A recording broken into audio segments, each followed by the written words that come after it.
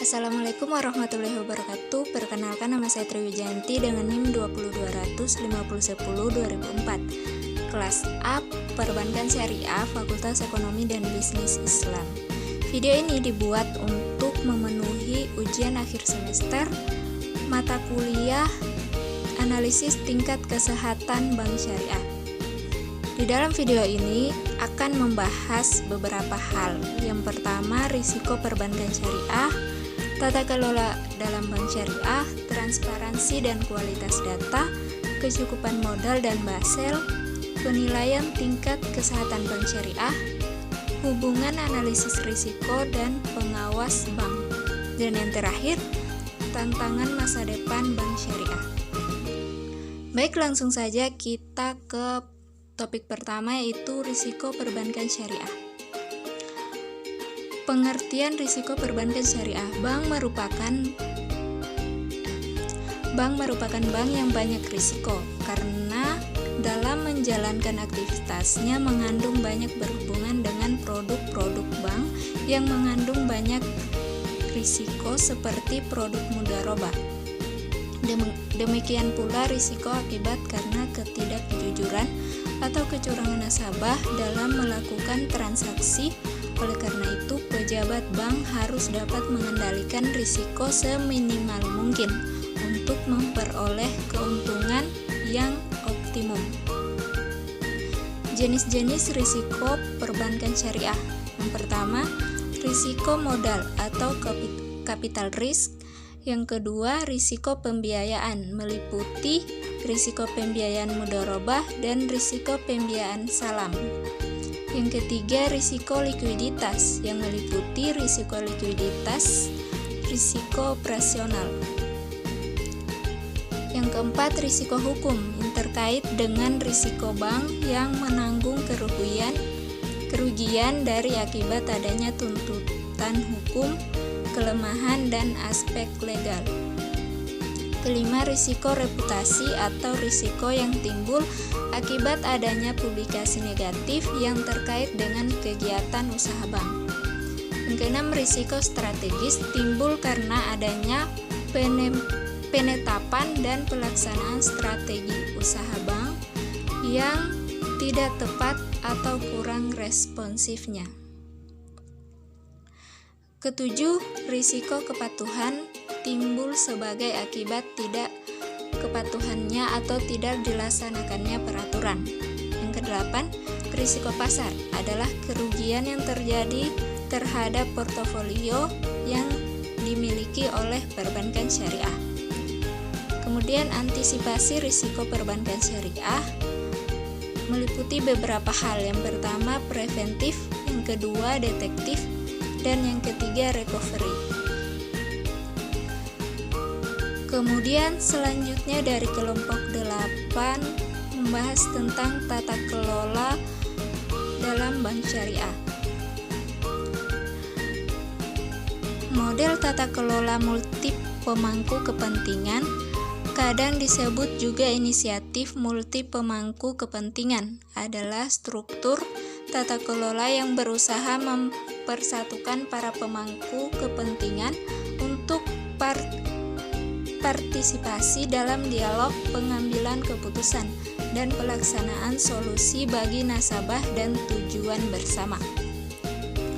Peran dan tanggung jawab Dewan Syariah. Salah satu ciri yang membedakan antara bank syariah dengan bank konvensional adalah adanya Dewan Pengawas Syariah atau DPS, mempunyai peran yang penting dalam menentukan produk dan jasa yang ditawarkan pada masyarakat sesuai dengan prinsip syariah.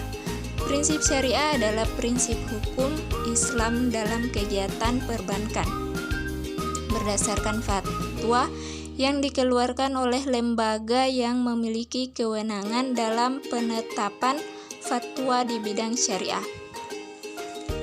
Kemudian peran dan fungsi Dewan Pengawas Syariah atau DPS. Pertama,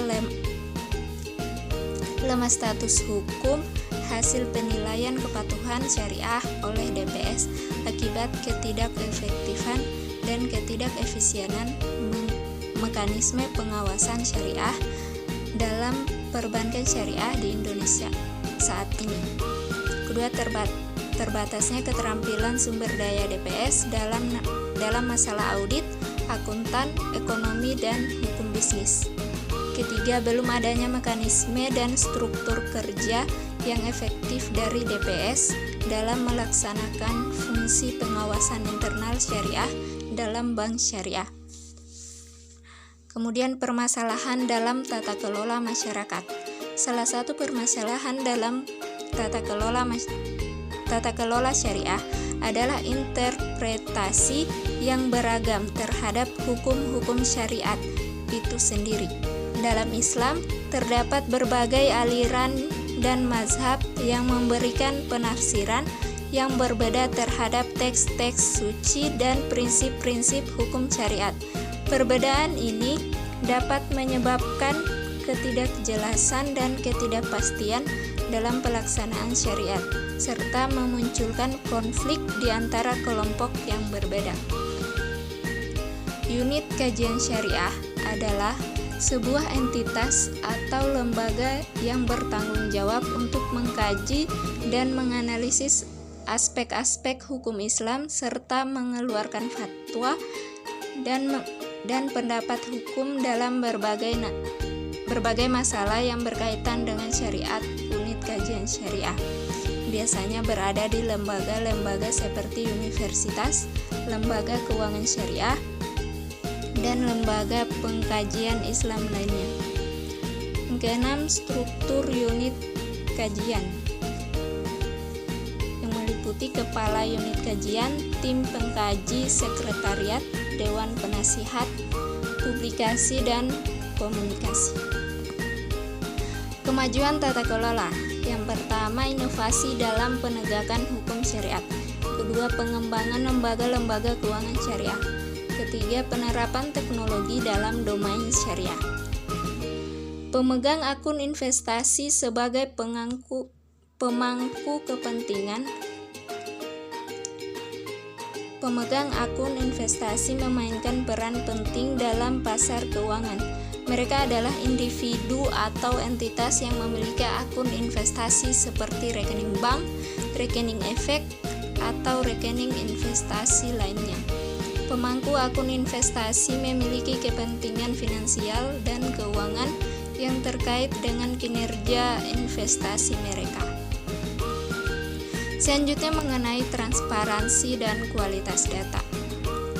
Transparansi data didefinisikan sebagai kualitas data, informasi, atau data yang disampaikan kepada publik. Kualitas data di sisi lain adalah kemampuan data untuk memberikan data informasi yang akurat, dapat dipercaya, dan relevan. Selain itu juga transparansi dapat diartikan sebagai persyaratan untuk akuntabilitas terutama kepada peminjam dan pemberi pinjaman, emiten dan investor, otoritas nasional, serta lembaga keuangan internasional. Kualitas data yang baik memastikan bahwa data dapat dipercaya, akurat, lengkap, relevan, konsisten, dan dapat diandalkan. Transparansi dan kualitas data sangat penting dalam menjamin akuntabilitas entitas pemerintah dan organisasi. Transparansi dan kualitas data sangat penting karena 1. Meningkatkan kepercayaan, meningkatkan efektivitas, meningkatkan akuntabilitas, meningkatkan efisiensi, dan menghindari kesalahan dan manipulasi data.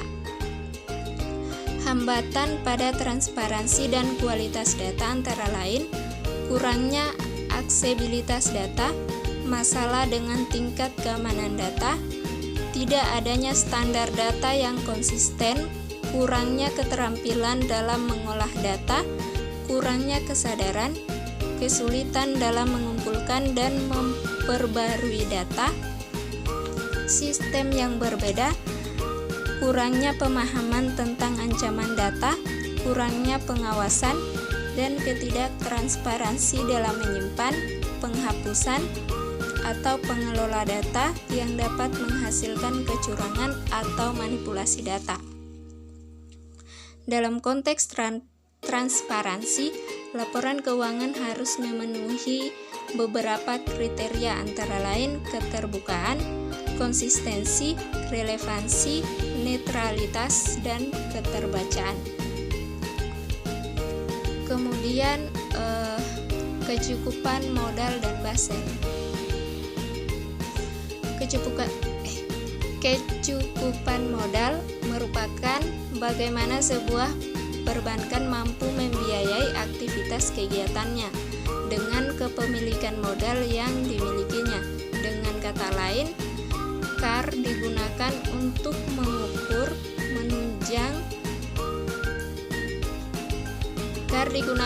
mengukur kecukupan modal yang dimiliki bank untuk menunjang aktiva yang mengandung atau menghasilkan risiko, misalnya dengan pemberian kredit kepada nasabah. Basel I adalah yang pertama dari 3 set peraturan perbankan internasional yang dibentuk Basel Community on Banking Supervision yang berkedudukan di Basel, Swiss. Sejak itu telah dilengkapi dengan Basel II dan Basel III, yang terakhir masih diterapkan pada tahun 2022. Tujuan Basel I adalah untuk menetapkan standar internasional tentang berapa banyak modal yang harus dicadangkan oleh bank untuk memenuhi kewajiban peraturan yang dimaksudkan untuk meningkatkan keamanan, stabilitas sistem perbankan di seluruh dunia. Adapun perbedaan Basel I, Basel II, dan Basel III yaitu Basel I memperkenalkan pedoman berapa banyak modal yang harus dicadangkan bank berdasarkan tingkat risiko aset mereka. Basel II menyempurnakan Basel tersebut dan menambahkan persyaratan baru. Basel III menyempurnakan lebih lanjut aturan-aturan tersebut sebagian berdasarkan pelajaran yang didapat dari krisis keuangan dunia tahun 2007 hingga 2009. Kemudian faktor-faktor yang mempengaruhi kecukupan modal atau KAR pada bank. 1. Pengaruh NPL terhadap KAR. Semakin tinggi NPL, maka akan semakin rendah kecukupan modal KAR. Kedua, pengaruh LDR terhadap KAR. Semakin tinggi LDR, maka akan semakin rendah kecukupan modal. Yang ketiga, pengaruh ROA terhadap KAR. Semakin tinggi ROA, maka akan semakin tinggi kecukupan modal atau KAR. Pengaruh size terhadap KAR. Semakin tinggi, maka size semakin tinggi kecukupan modal atau KAR. Ekspansi pada kredit jangka panjang menjadi kurang menguntungkan karena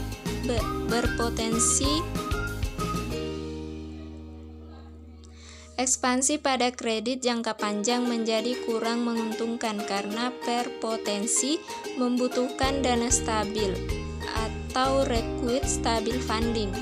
Bagi beberapa bank di Indonesia yang masih mengandalkan dana pihak ketiga berupa tabungan dan deposito dari korporasi sebagai sumber dana,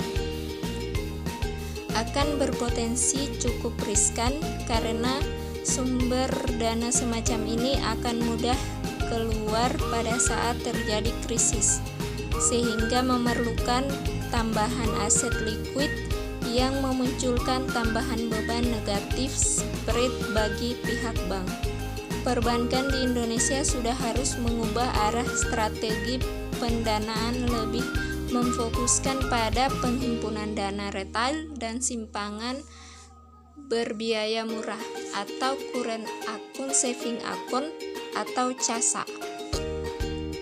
Dengan lebih memprioritaskan pada CASA, dapat menekan biaya dana sehingga dapat meningkat rasio net interest margin. Perkembangan teknologi saat ini akan membantu perbankan dalam pengembangan produk jasa bagi nasabah dengan kemudahan pelayanan. Selanjutnya, penilaian tingkat kesehatan bank syariah. Tingkat penilaian kesehatan bank merupakan hasil penilaian kondisi bank dalam rangka mengatasi risiko dan kinerja bank.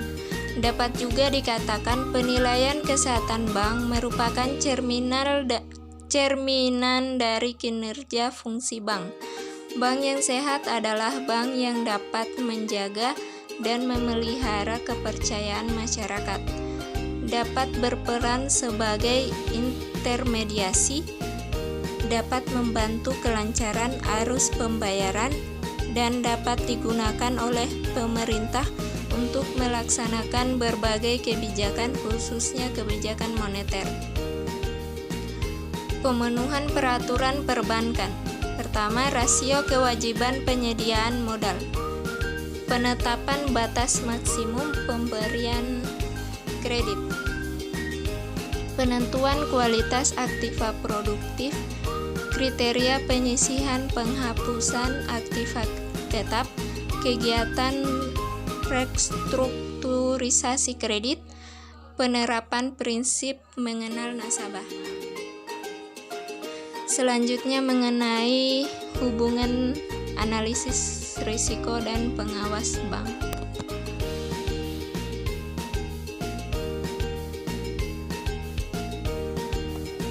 Selanjutnya mengenai hubungan analisis risiko dan pengawas bank.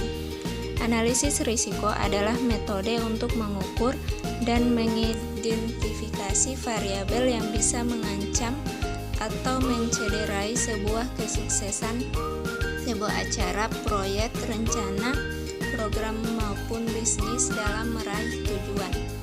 Pentingnya analisis risiko adalah sebagai berikut. Yang pertama, meminimalkan potensi kerugian. Yang kedua, pengambilan keputusan yang lebih baik. Yang ketiga, meningkatkan kelangsungan usaha. Proses pengawasan.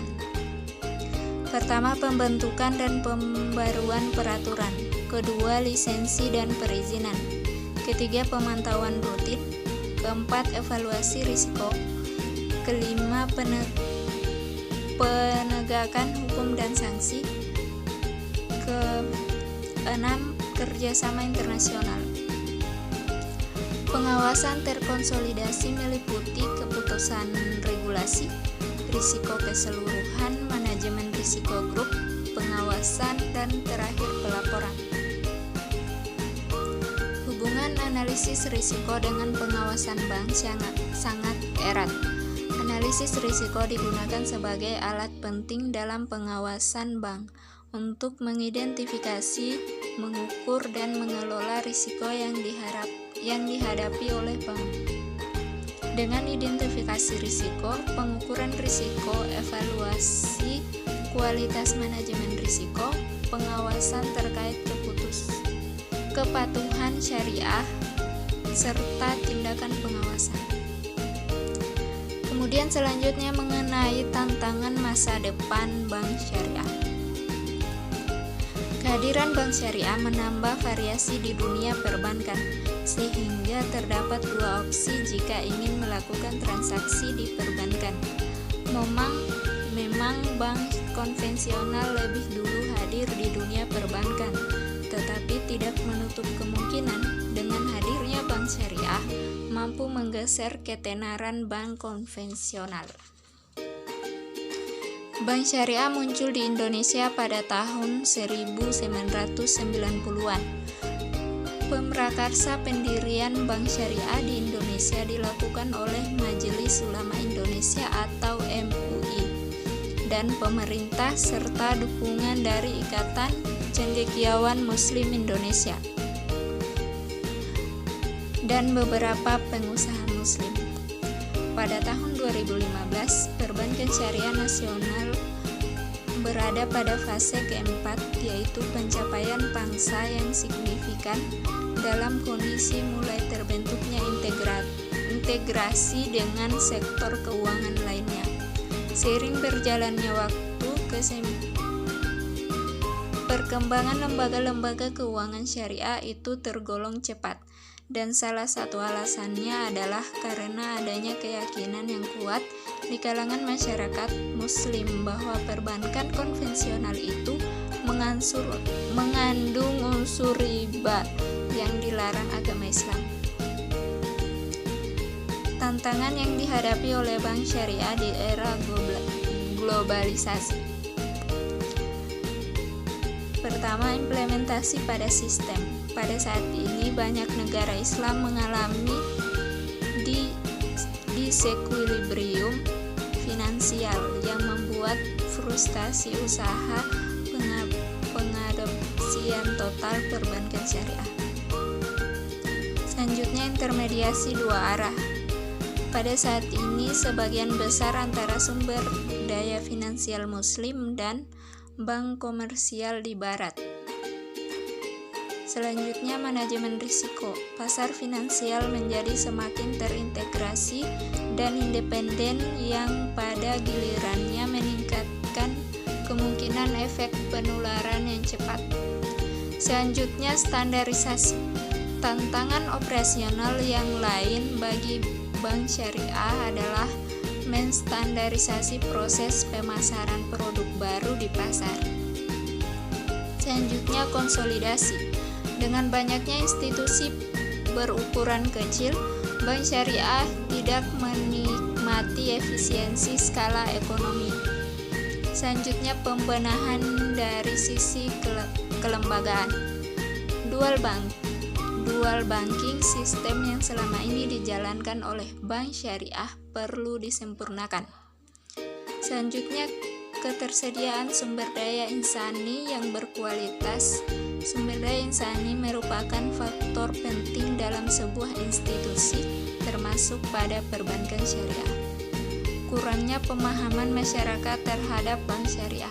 Hal tersebut dapat dilihat dari belum banyaknya masyarakat yang mengakses layanan perbankan syariah dibandingkan layanan perbankan konvensional.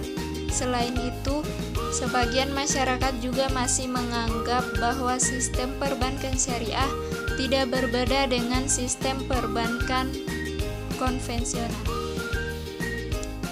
Selanjutnya, strategi perbankan syariah dalam menghadapi tantangan di era globalisasi. Pertama, membentuk SDI yang berkualitas. Kedua, ekspansi segmen pasar bank syariah. Ketiga, akselerasi produk perbankan syariah. Selanjutnya, penggunaan sistem informasi dan teknologi atau IT modern. Selanjutnya, kepemimpinan yang dinamis. Selanjutnya, membuat citra baru perbankan syariah. Selanjutnya, mengembangkan produk-produk bank syariah. Yang selanjutnya, meningkatkan kualitas pelayanan. Dan yang terakhir, melakukan komunikasi yang umum serta terbuka. Terima kasih.